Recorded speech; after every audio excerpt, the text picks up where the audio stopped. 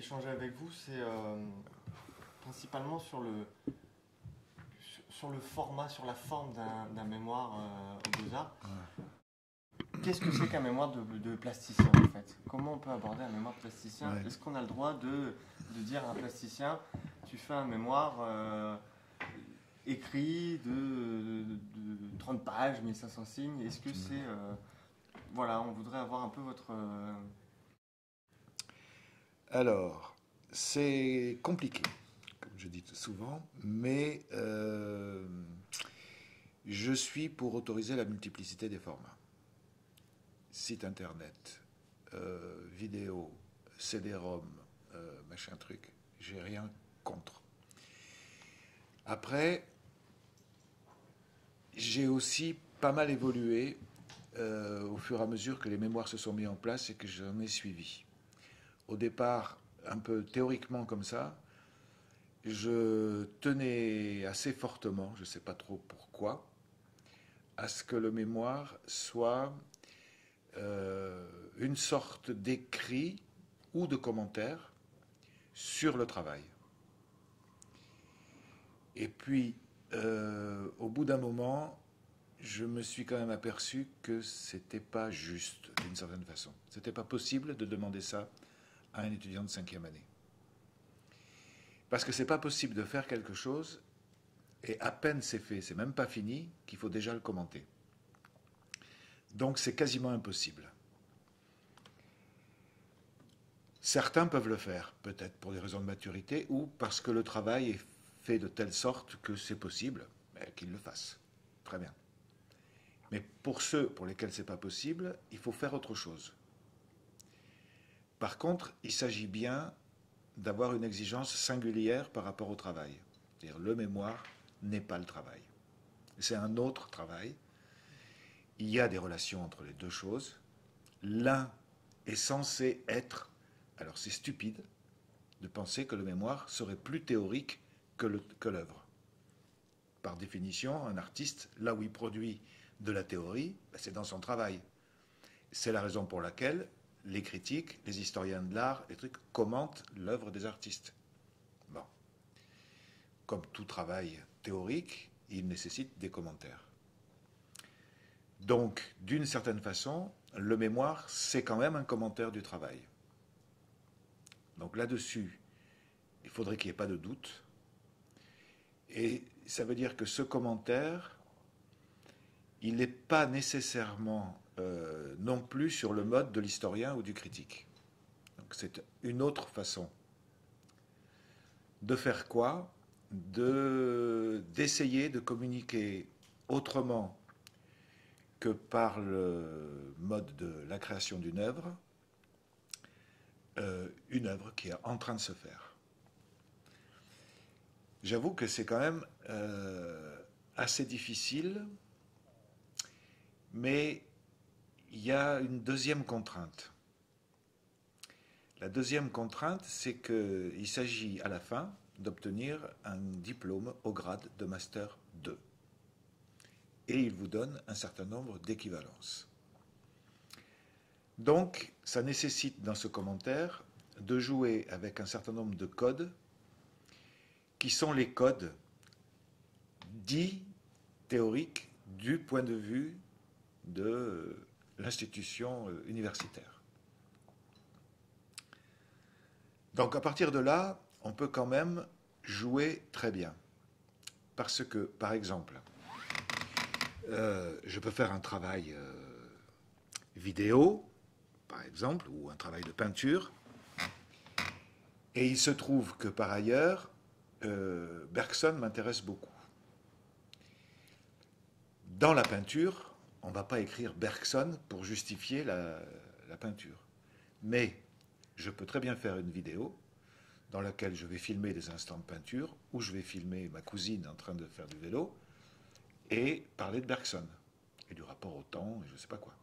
Et ça, c'est tout à fait possible. Évidemment, comme on est des artistes et pas des universitaires, finalement, le mémoire, et c'est pour ça qu'il est intéressant dans une école d'art, c'est qu'il va devenir un objet singulier avec une écriture forcément original, sinon c'est pas intéressant. Voilà, moi je pense à peu près ça. Donc à partir de là, c'est vrai que ça ouvre beaucoup de pistes, mais c'est des pistes qui sont assez exigeantes, parce qu'il s'agit quand même de produire d'une certaine façon un outil de communication du travail, pour le travail, quoi. Une chose, un satellite qui va venir éclairer le travail d'une façon ou d'une autre. Et ben, c'est pas une mince affaire, mais ça doit être une partie de plaisir et pas un pinsomme épouvantable, quoi. Ça, c'est vraiment le truc de base. Alors, l'écrit, c'est quand même beaucoup plus facile, bizarrement. Ça paraît très compliqué et ça fait peur à tous les étudiants. Ah non, moi, écrire, non, c'est un cauchemar, un truc machin. On s'aperçoit que moi, j'ai eu pas mal d'étudiants qui avaient décidé de faire des trucs assez zombies. Et puis finalement, ça demande aussi un travail très très lourd. Et finalement, pas mal se sont réorientés vers des formes d'écriture qui sont un peu spéciales, mais qui sont pas mal, qui sont, voilà, effectivement quelque chose qui tourne autour du travail d'une façon ou d'une autre. Je pourrais vous lire des extraits, par exemple, tout à l'heure, d'un ou de choses, vous montrer. Il y a des choses qui sont, pour des outils de communication, qui sont complètement abscons, vraiment presque illisibles, mais c'était la meilleure façon d'éclairer un travail qui lui-même était totalement, parle énormément du brouillage de l'information, de la multiplication des informations, qu'au bout du compte, on n'est plus dans de l'information, on est dans une espèce de magma dans lequel on baigne, et tout le travail montre ça. C'est un travail vidéo qui est toujours sur 3 écrans, toujours en triptyque, toujours truc et machin. Le travail, il est le mémoire, il est complètement délirant, il est très très bizarre, et bizarrement, ce mémoire, il peut avoir 2 formes. Il a la forme d'un petit livre ou d'une performance. C'est-à-dire à certains moments, la version courte, parce que pour lire le truc, il faut s'accrocher, et il y en a pour 2 heures, et la première heure, c'est presque impossible, et bon, moi j'étais obligé puisque j'accompagnais le mémoire, et au bout d'un moment, j'ai compris le système, les mensonges, les simulacres, les simulations de discours théoriques, les trucs comme ça, tout ça super bien référencé. Et là, j'ai dit, tu mettras une note en bas de page et tu mettras le truc dans tel ordre pour faire tout à fait universitaire. Et la performance est, par contre, complètement lumineuse, très simple et très drôle. Voilà.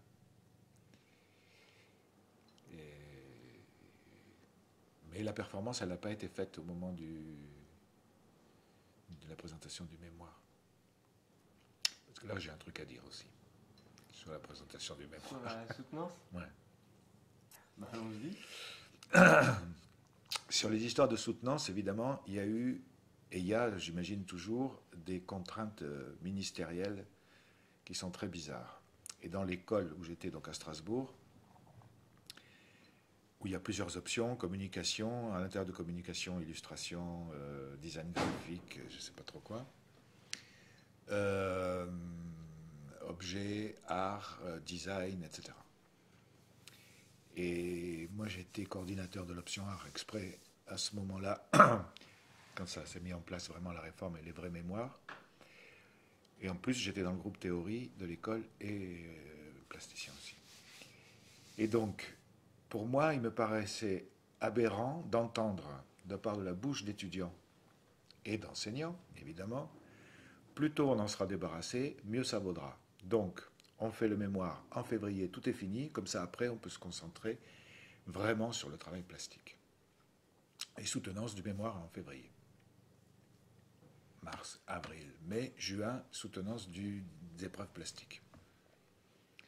Et ça, c'est un truc sur lequel j'ai dit, c'est hors de question, en tous les cas, chez nous en art, on ne fera pas comme ça, point barre. Et là, j'ai réussi tactiquement un coup.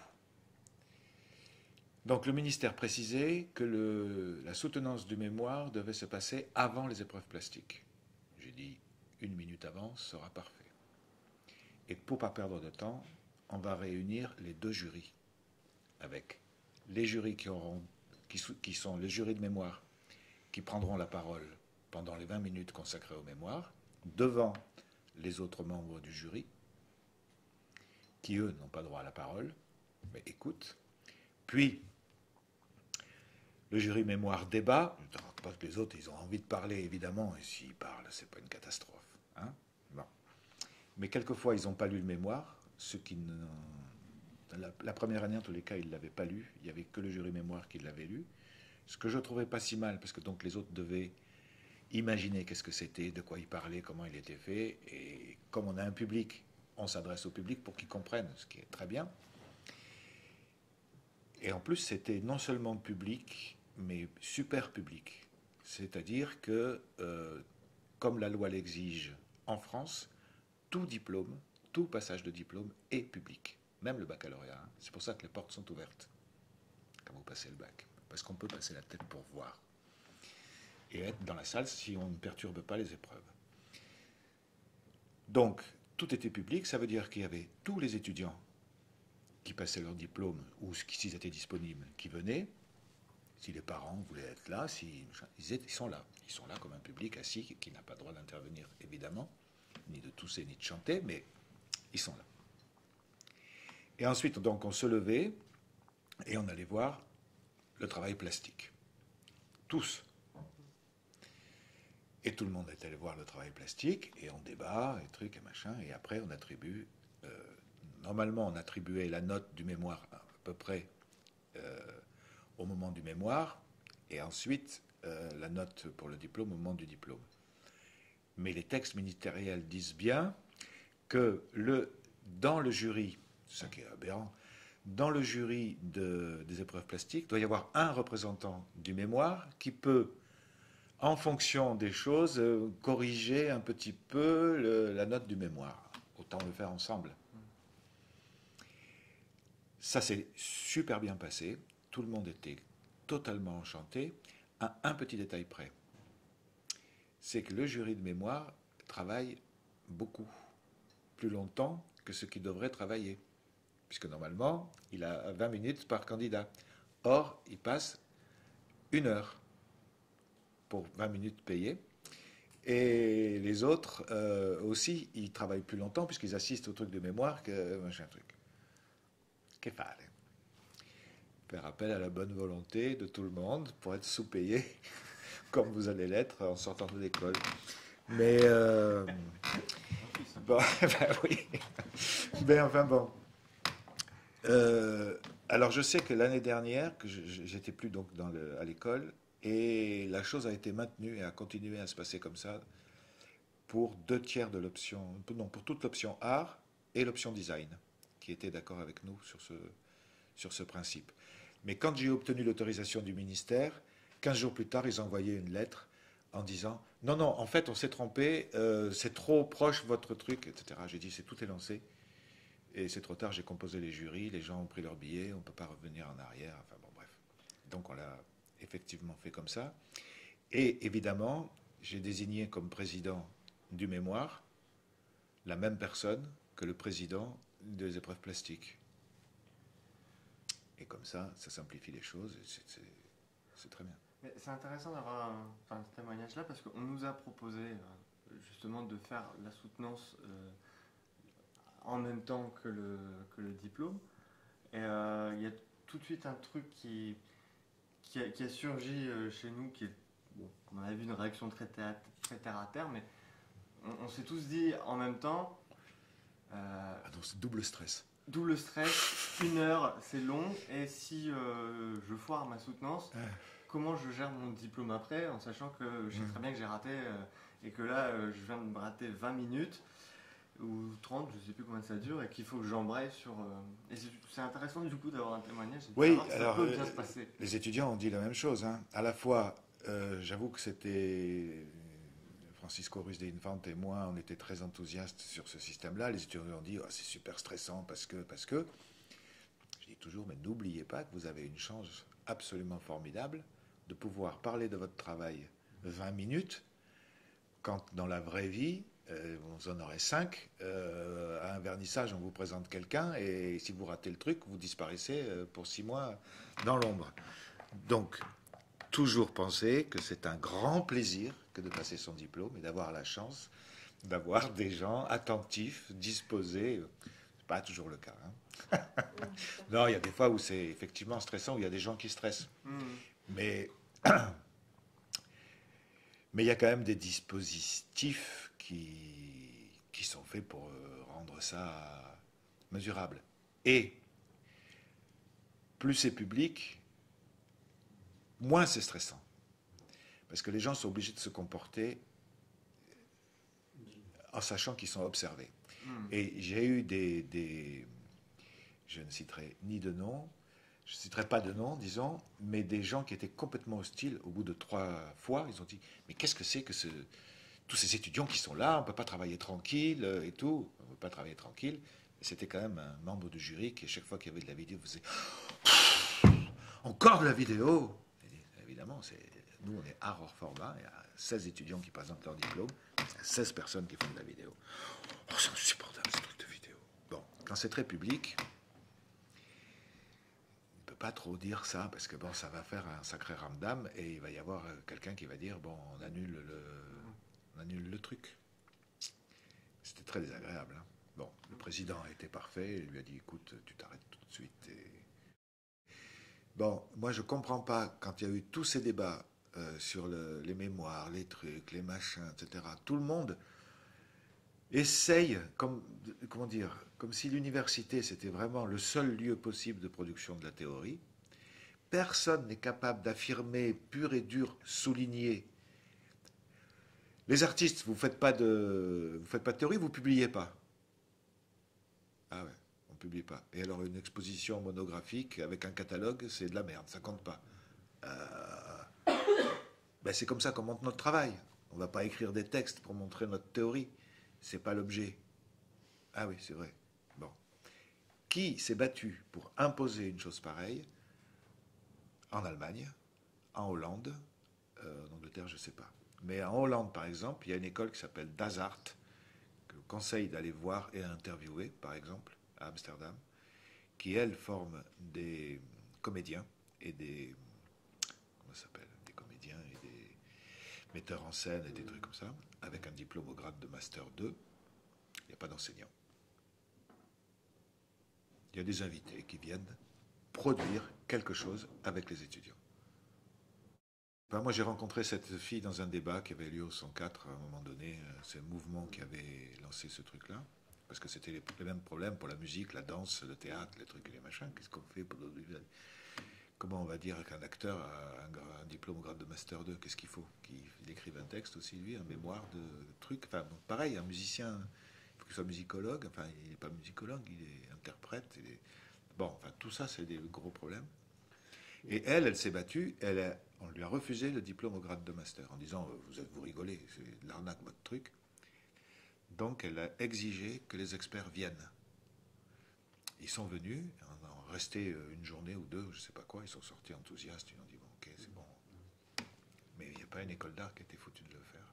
Tout le monde a dit on va se glisser, oh des réformes on en a déjà vu tellement, on va se débrouiller, on se débrouille mal. Hein. Il y a aussi, donc, dans cette ambiance-là, c'est que les écoles, ils ont recruté des universitaires parce que pur et dur. Et ils deviennent quasiment la voix officielle. Eh oui. Et toi, ce qui est... Enfin, vous me couperez les questions, hein, je ne veux pas intervenir. Mais, quand même, mais toi, je veux dire, plasticien, quand même. Enfin, je ne sais pas si tu adoptes ce terme-là. Oui, enfin, artiste, moi je dis. Mais comment t'as quand même, enfin, depuis que je te connais, tu as quand même réussi à imposer une certaine éthique, je veux dire, dans cet enseignement artistique. Ben, parce que je suis autodidacte, que j'ai pas de diplôme et que on m'a embauché pour faire de la théorie. Je veux dire, c'est quand même incroyable. En disant, oh, on aime bien ce que vous faites. Bon, donc, il y a, je sais pas, effectivement, ça m'a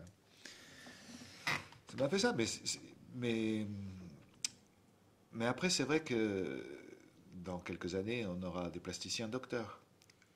Il faut le faire. Il faut absolument qu'on a juste maintenant, tant qu'à faire d'y aller, il faut proposer, après la 5e année, une thèse. Il faut former nos propres cadres, disons. Ben oui, et on est obligé. Mais il faut comprendre que c'est assez logique la position des universitaires, elle n'est pas scandaleuse. Parce que c'est vrai que ça les gonfle un peu que tout d'un coup,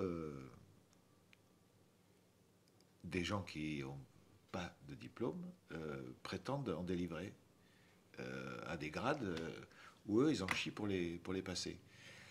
Et que c'est vrai que, historiquement parlant, c'est l'université qui contrôle les avancées théoriques. Et il n'y a pas que de la merde qui se produit en France du côté de la recherche. Quand on regarde ce que c'est un chercheur en maths, en sociologie, en philosophie, etc., bon, c'est pas des nuls. Après, il y a des glandeurs. Après, on peut faire une mauvaise thèse et avoir une thèse. Mais enfin, il y a des gens qui produisent des choses très bien, très intéressantes.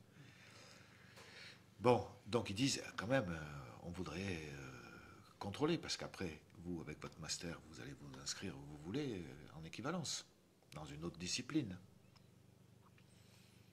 Bon, c'est tout l'intérêt de la chose. Il faut faire une thèse d'histoire de l'art en rentrant directement en thèse après votre master.